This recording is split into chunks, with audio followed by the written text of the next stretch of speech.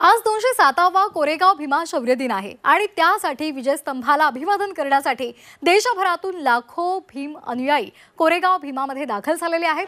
फटाक्यांची आतिषबाजी करत शौर्य दिन साजरा केला जातोय। देशभरातून भीम अनुयायी विजयस्तंभाला अभिवादन करण्यासाठी या ठिकाणी पोहोचत आहेत आणि या सगळ्याच्या पार्श्वभूमीवर सुरक्षा व्यवस्था सुद्धा तैनात आहे। सर वॉक पार्टी आणि Toronto Jategaon party sir Toronto Jategaon party या ठिकाणी 200 दरम्यान या सुरक्षा व्यवस्थेचा आढावा घेतलाय आमचे प्रतिनिधी हेमंत चापुडे यांनी। पाहूयात।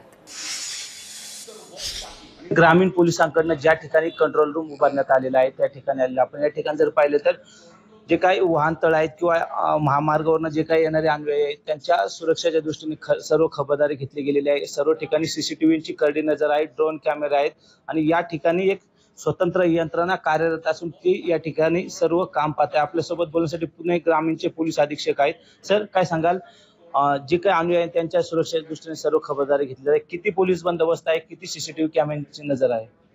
ह्यामध्ये आपण जे आहे महत्वाचा जो बंदोबस्त आहे जो पुणे ग्रामीण कडे ज्याची जबाबदारी आहे तो म्हणजे की विदर्भ आणि मराठवाडा ह्या भागातनं अहिल्यानगर, संभाजीनगर ह्या रोडवरनं येणाऱ्या जो भाविक अनुयायी आहे त्यांची व्यवस्था करणे।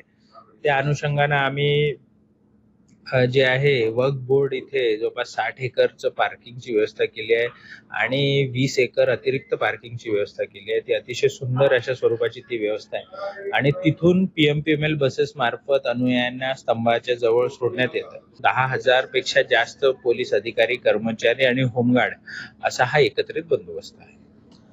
नक्की जवळपास 10,000 पोलीस बंदोबस्त या ठिकाणी तैनात असून येणाऱ्या अनुयायांच्या सुरक्षेच्या दृष्टीने सर्व खबरदारी घेतलेली आपल्याला प्रशासनाकडून पाहायला मिळत आहे। Hemant Chapude, Zee media, Koregaon Bhima.